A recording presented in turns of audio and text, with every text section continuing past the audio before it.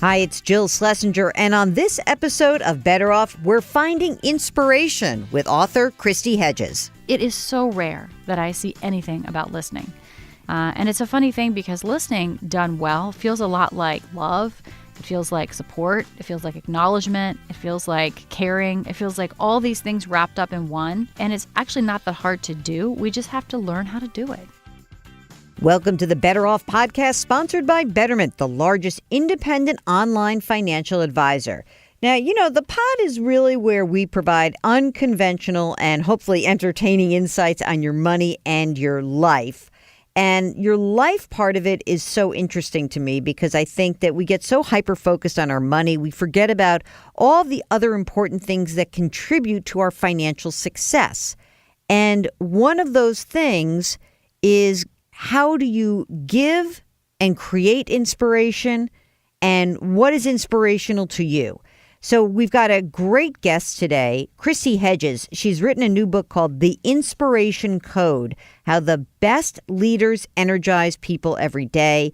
I think this is a very important concept, whether you own your own company or lead a team, but even just talking to people. Maybe you work for yourself and you want to inspire someone to work with you. How do you spark enthusiasm? How do you get that commitment? With a single conversation, you may be able to change the direction of someone's life.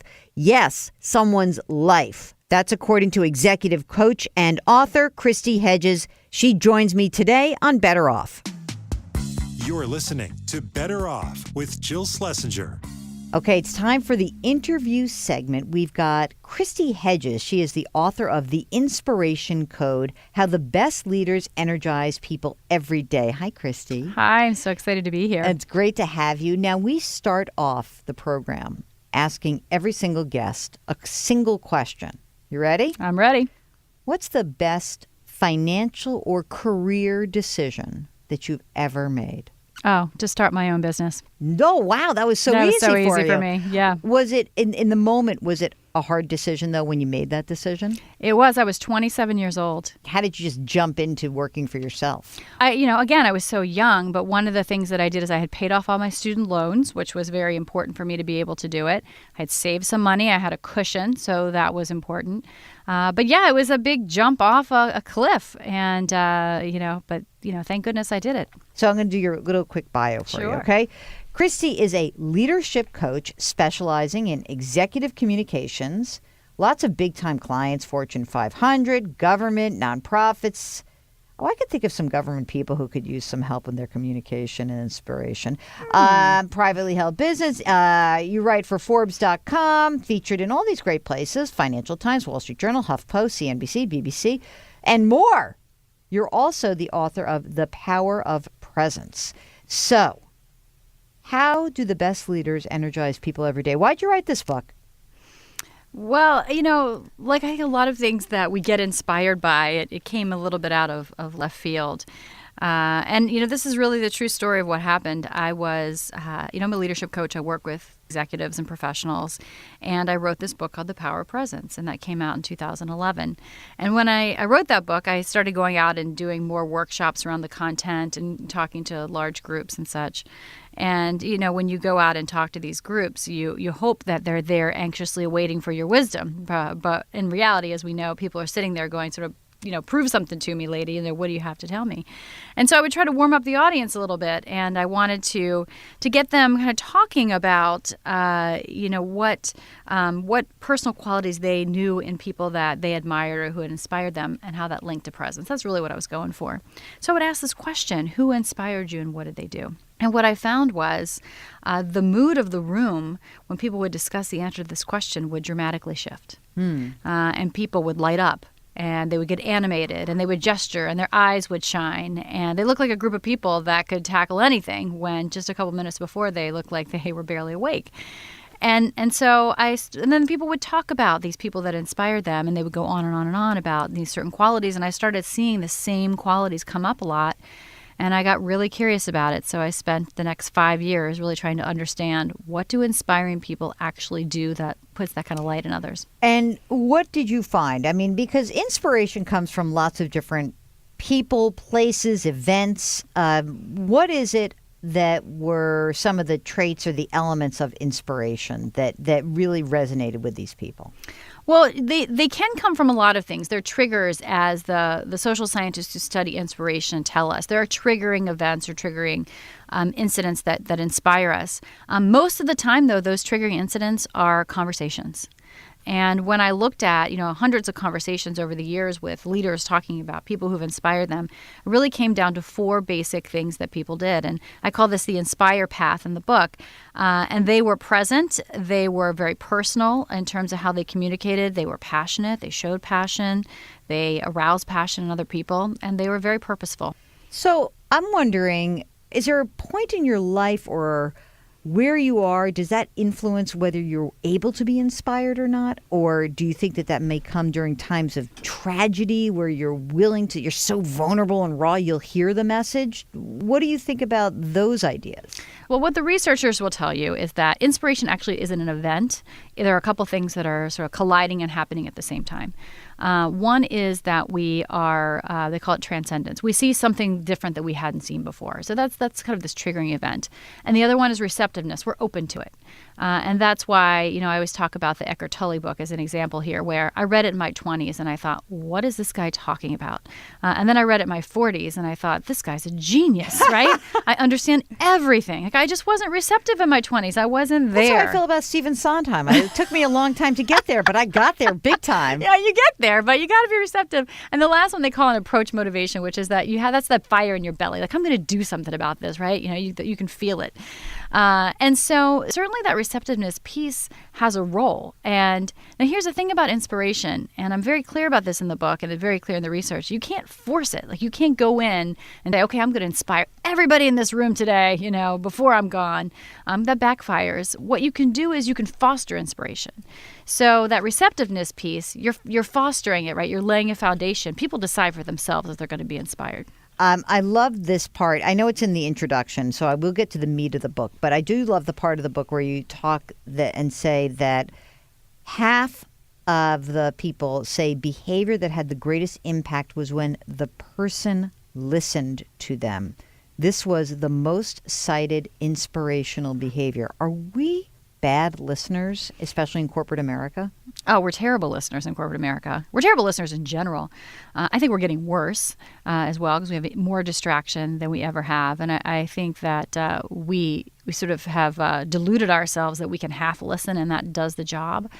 So that statistic surprised me too. So what I did is I had this qualitative research, and then I commissioned a Harris Poll study to do some quantitative research around it, and look at what the behaviors were, make sure I wasn't missing anything, and then kind of rank order them in a way, see which ones were most important.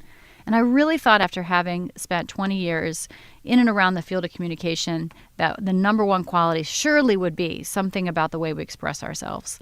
And so that one, I really sat on that one for a while and took it to heart. But it really is listening. And, if you look at, in organizations, I'm exposed to a lot of leadership development programs. It is so rare that I see anything about listening in those programs. Maybe it's a side point in a greater conversation about, motivation or something along those lines. But we don't train people how to listen. And it's a funny thing because listening done well feels a lot like love. It feels like support. It feels like acknowledgement. It feels like caring. It feels like all these things wrapped up in one. And it's actually not that hard to do. We just have to learn how to do it. So how can we become better listeners? Or if someone's listening to this and they're engaged, and they say, oh, my God, I have to be a better listener. What do I need to do? What are some steps to take that would make me better at just being focused and listening? Is it obviously put down your device? Mm-hmm. What's next? So there are 2 things come to mind. So the first one is, yes, put down your device, is we're actually better listeners if we tell people ahead of time that we're going to be present. Really? So that sounds crazy, right? Yeah, so you're setting the expectation. You're setting the expectation. So that does a couple of things. It provides an outspoken commitment that then we're going to step into. We're more likely to step into, and it changes the dynamic. So if you think about, you go into your boss's office, and if your boss says, you know what, I'm going to make sure I want to turn down my email and shut off my phone and close the door because this conversation is really important and I want to focus on it. You can see how that automatically shifts the conversation and the energy in the room. So that's an easy one, right? We just don't do it, but just making the proclamation, if you will. The other one is that we need to shift our listening. And I talk about shifts we can do that are pretty simple in the book. And I'll give you an example of one. I say, shift from listening to judge to listen to out of curiosity, to really understand. And so what does that mean? I mean, we're really good at analysis. So generally when we go into a conversation, we're sort of listening to really judge what's going on, to get to the bottom of it, especially at work, right? We want to solve that problem and solve it quick. Instead of doing that, if we can shift our listening to say, okay, I'm just going to spend this next half an hour and I'm just going to be curious about what actually happened here in this situation. You ask different questions. You ask curious, maybe open-ended questions, and you learn differently. And so, and there's subtle shifts like that we can make that make us much better listeners. And again, it's really not that difficult. It's just having some attention and understanding behind what you're doing. You know what's funny about that? I guess that it brings to mind, of course, any relationship, right? That people want to be heard. They want you to listen to them. They don't want your love relationship, your parental relationships. And it makes me laugh because sometimes I think that I'm turning into my mother, because I do this podcast and I say to people, you can send me an email, but I'd rather have you call because I want to hear your voice. And I think that there's, number one, something really intimate about hearing somebody and the way they talk about their financial life or what's going on. But the other part of it is that I hear what they're not saying. And when I read a written word, it's quite different.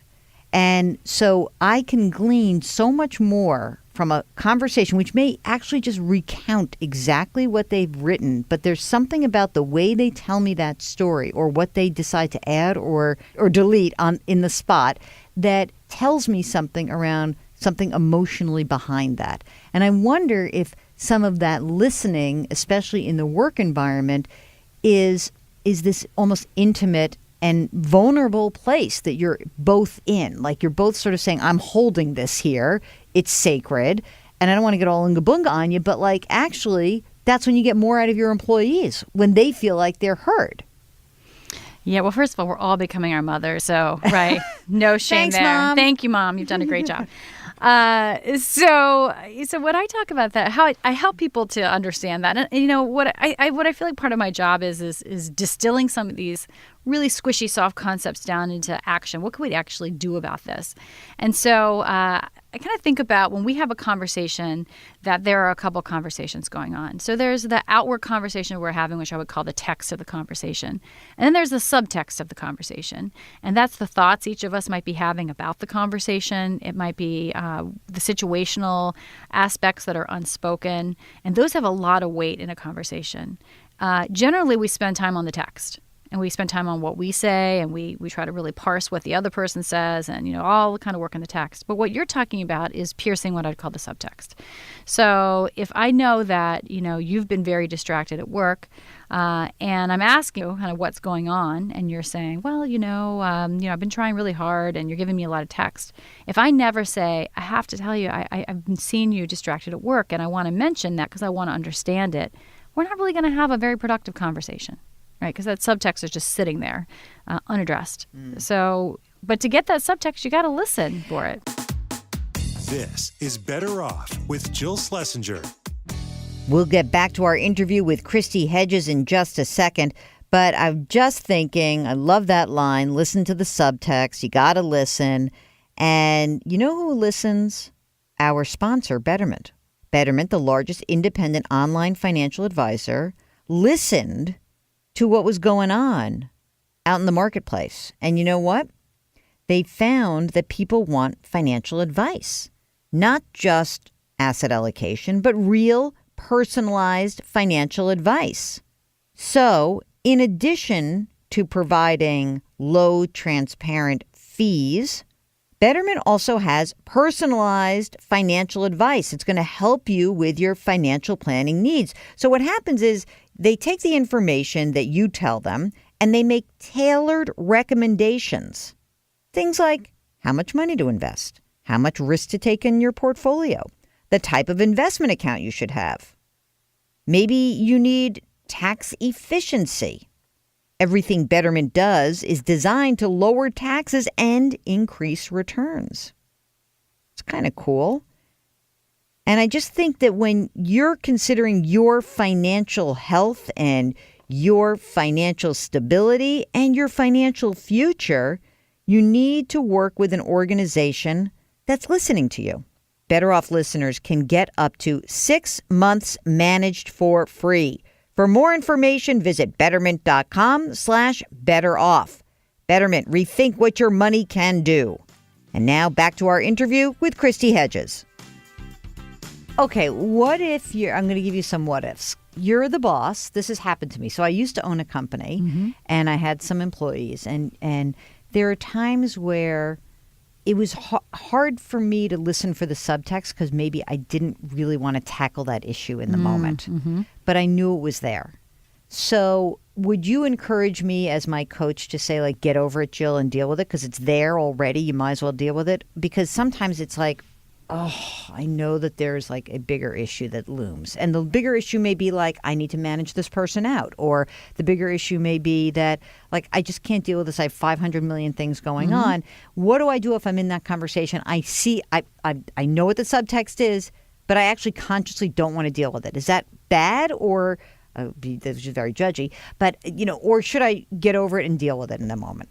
Well, so I'm glad you asked that question because that is a very real occurrence. And there's a couple of answers I would say to that. One is that not every conversation is an inspiring conversation. Right? Sometimes we just need to get work done and move on. And that's okay. Right? Those are transactional conversations. That's what makes the world go round. We got to do it. What we're talking about here are a very specific way to have a conversation and listen and really build connection. And so when you said that, what I thought about is, because I used to have a lot of employees as well, and there's always these sort of HR issues that you can ask. And that's a different situation. So there are times when, if I were coaching you, I would say, I would be listening. My subtext would be, how much is this conversation, how much does it need to happen for you to advance whatever you want to advance? And if it's hindering something that you're trying to do, if it's dragging your team down, if you're going home and being frustrated about it every single day, then I would encourage you to get the subtext on the table. That's interesting because I have a friend who just recently was complaining about someone who works for her, and she said she's so frustrated. The employee is very frustrated. I know she's frustrated. She thinks she's better than she is. I pay her a lot of money, and I'm already disappointed in who she is as an employee. She's a very nice person, but the employee wants to have that conversation. Like, I want to be doing more. I want to be doing more. Now, boss says, I want to inspire her to do more, but I'm scared that actually she just doesn't have the skill set to do it. Over dinner with her friend, she's bringing this up with me, like having a conversation about it. And I'm saying, well, if you're talking about it with me, this clearly is a problem. So don't you have to get it out on the table? She's like, yeah, but I can't deal with that right now. That's what I was thinking about as I was asking you the question. Do you find that the workers really want to be inspired? Are you like the vast majority of people, like when they go to work, they say, that's what I'm lacking? Can they say that in the moment? I think we all want to be inspired. You do. I believe this to my core. I believe that we want to feel a sense of purpose and energy and engagement in our work. We spend a lot of time there in our lives. And I know that because we've all had a sense of it. I mean, I shouldn't say all. Most of us, by far, are lucky enough to have had a sense of being really inspired by what we do. And we know what it feels like when it's gone. Because you hear these, you hear common conversations. I feel stagnant. I don't feel like, I'm not engaged in my work anymore. I'm not motivated. I mean, that's the opposite side of inspiration. However, I will tell you what I think people don't want more of. A small group of people comes up with a vision for the organization and then rolls it out to everybody with great fanfare, and then everybody sort of nods and smiles and goes on their way, and doesn't really change their behavior at all because it feels like something that's being forced on them versus something they're electing to do. And again, they're trying to do a good thing. It's just that's not what motivates us. That's not what inspires us. What inspires us are these personal, interpersonal exchanges and conversations we have, a lot of times with the people that we report to, but not always, that make us engaged at work. I think what's another concept that you say is like sort of the real, like having like real meaning at work is this concept that people keep saying like, be your authentic self. And I love that you basically say like, you cannot be your authentic self at work necessarily. And maybe it's not appropriate to be. And I think you're quoting someone else about adaptively authentic. Can you explain that? Yeah. So, again, I think a lot of these ideas are good at their core. Authenticity, I mean, we sort of being a whole person at work and not feeling like you have to put, a big part of your personality aside. These are all great goals. And I think our workplaces have come a long way in that regard, for sure.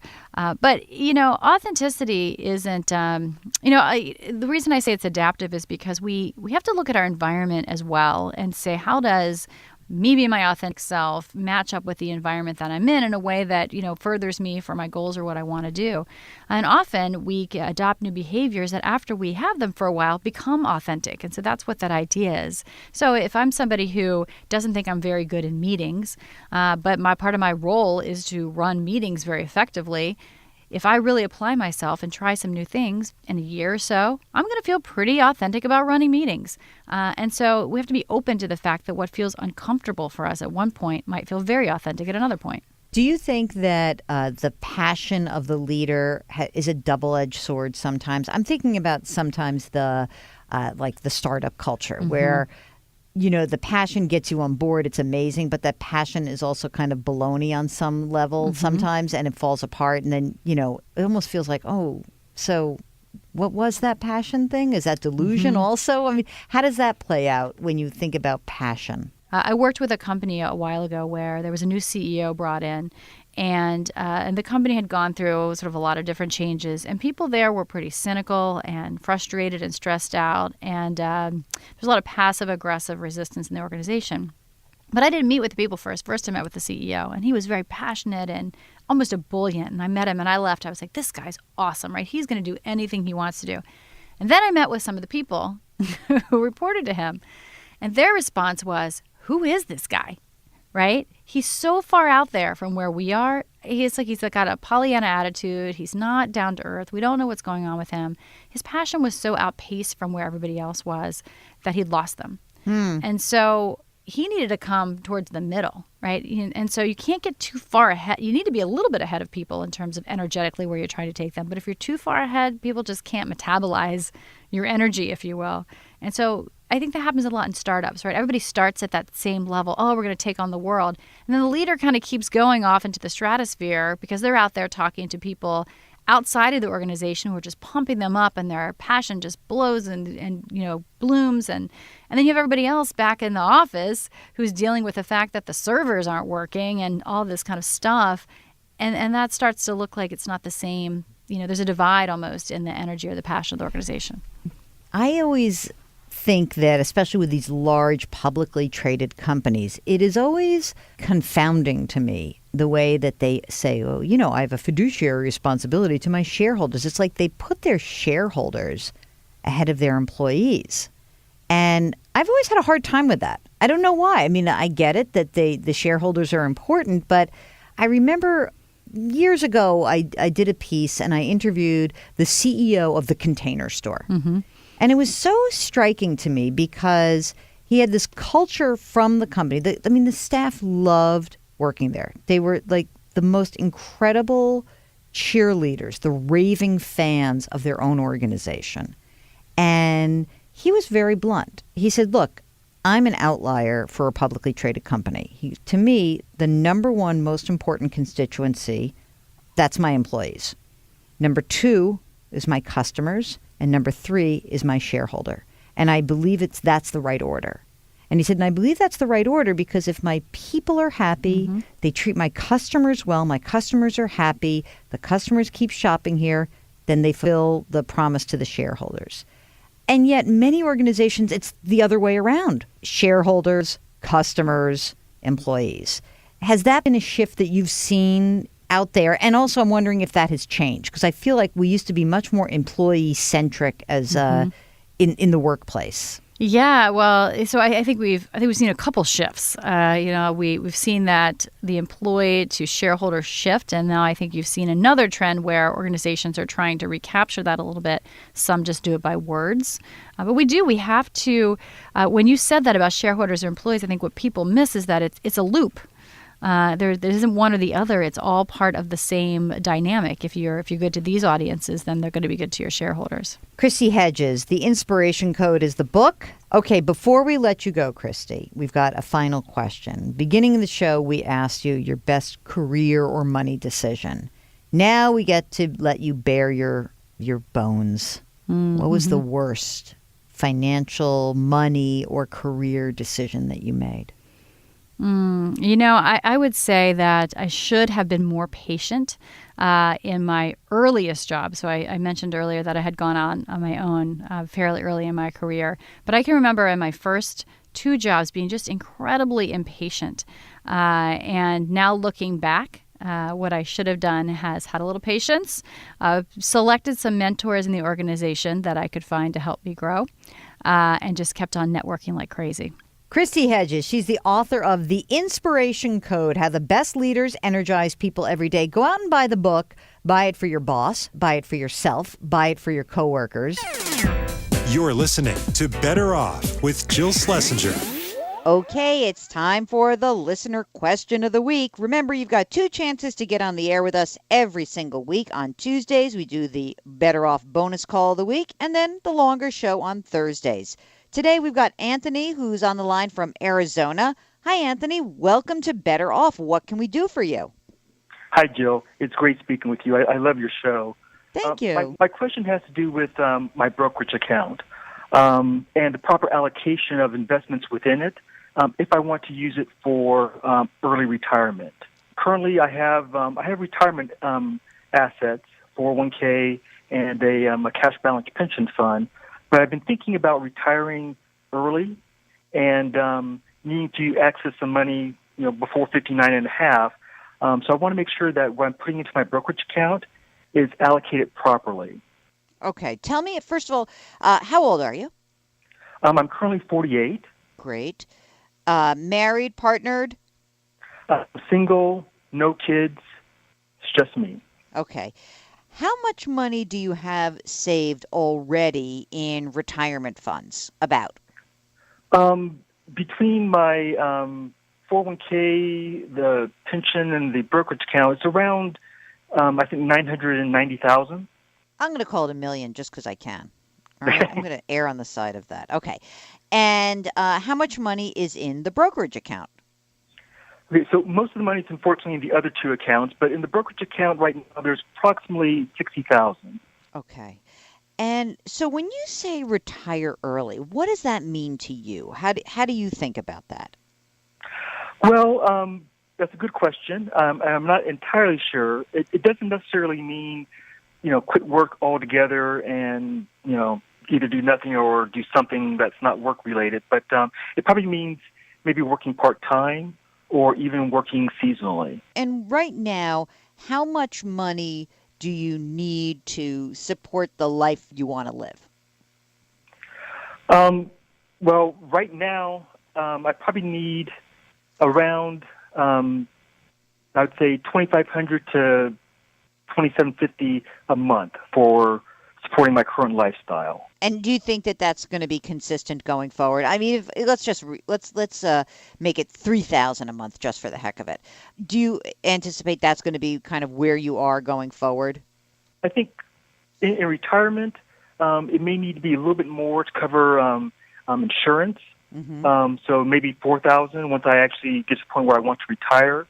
But between $3,000 and $4,000, I think it's a good number. Okay, even $4,000. I mean, it's amazing because you're so young and you've done a great job of saving. Because just that $1 million, by the time you can really access the money after 59 and a half, is probably going to be pretty much what you need, right? Like in the next 10 years or so, just in terms of generating the $4,000 a month. I guess the big question is between the period of time when you retire and, kind of chilling out a little bit, for the 5 years or so in between, you need to have an adequate amount of money in the brokerage account. So yes. In that respect, how much money are you saving if if you're maxing out everything in your 401k and that side of your world? How much is going into your brokerage account right now? So currently I'm just adding $500 a month into the brokerage account. I do plan on tripling that at the beginning of next year. I have another savings goal that I'm working on currently, but I'll finish that up. And so starting in January of 2018, I'll be putting in $1,500 a month. That's awesome. All right. So here's what I would say about this. I think that retiring early and not even knowing really what you can earn in terms of, as you said, either part-time or seasonal, I think that when you're looking at that brokerage account, you should be thinking of that as money I need to access early in my retirement years. Therefore, it has to be a little bit less risky than the money that I would access later. So essentially, you think about these sort of three pools of money. One is the brokerage account. The next is the deferred accounts like a 401k or a traditional IRA, whatever it ends up being, down the line. And the third being the Roth assets. And when you're looking at your allocation of those three, think of it as money I need to access soonest should have a lower risk parameter than money that I would access way down the line. So brokerage accounts should be less risky than 401k assets, which should be less risky than Roth assets, because Roth is basically money that's already been taxed. You're hopefully not going to touch it for as long as you possibly can. And I think that if you kind of build your asset base up that way in terms of, okay, I know that brokerage, I'm going to need to have money coming out. So what do I want to do? In that brokerage account, I've got to have the cash available so that I can live on $3,000 or $4,000 a month. I have to have the cash available for that, at least for not the whole 5 years, but you got to have like at least a year of that in cash. And then as each year progresses, you've got to replenish the cash. So just by having that much cash in the account, it's got to be more conservative, right? And you don't have to do this immediately because you're saying that you're not going to sort of be accessing this for 7 years. But again, I would think of this account, the brokerage account, as a less risky version of your 401k account. How is that the brokerage account invested right this minute? So currently, I have around $45,000 in a total stock market ETF, and the rest of it currently is just in cash. I'd like a little bit more diversification than that, and maybe I would add some short-term bond fund to this instead of the cash. But I would layer on a little bit more income driving assets to the mix so that you have a little bit of a cash machine that's being created from the portfolio itself. And I think that if, I don't know what you said your other savings goals are, but I think that if you are tripling your monthly amount into that brokerage account, you're putting $1,500 a month, and you start doing that, for the next 5, 6, 7 years, you're going to have exactly what you need. And if anything, what I would be more interested in having you do is, as you reach your various goals, as you get closer to needing your money, you pull the risk back a little bit. That's it.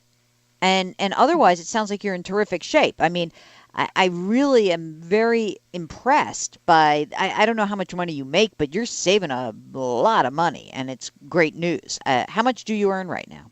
I currently earn around $120,000 a year before taxes. That's great. It's great. What's your other big savings goal? So in a couple of years, I would like to build a new house. I want to do that with cash. So I've been saving for a new house, which I will sell my current house and combine that with what I have saved and hopefully make that dream happen. That's pretty awesome. I think you're in great shape. Just make that brokerage account a little, you've got this barbell approach, which is lots of risk on one hand, right? A stock market index and cash. I would fill that in a little bit. I think you're in great shape, and it seems to me like you're going to be able to retire early, and especially if you're going to work a little bit. I think this is like a no-brainer. You're on your way. Great, that's wonderful. All right, well, congratulations. You are very much a great glowing example of how saving early can actually help you have lots of options in the future. So thank you so much for calling. Well, thank you, Jill. Thank you for all your advice, and I love your show once again. All right, thanks again. Take care. Bye. Thanks again to Kristi Hedges, the author of The Inspiration Code. And thanks to you for listening. Don't forget, we've got our bonus episode that comes out on Tuesdays and the longer form every single Thursday. You can subscribe via iTunes or wherever you get your podcasts. If you have any questions or suggestions, you can find me on Twitter. My handle is @JillOnMoney. That's @JillOnMoney. Just use the hashtag BetterOff. You can also reach me via email. Ask Jill at betteroffpodcast.com. That's Ask Jill at betteroffpodcast.com. And if you wouldn't mind, please leave us a review or a rating in iTunes. It really will help us out. Better Off is sponsored by Betterment. Our music is composed by Joel Goodman. Mark Talercio produces. I'm Jill Schlesinger. See you next week.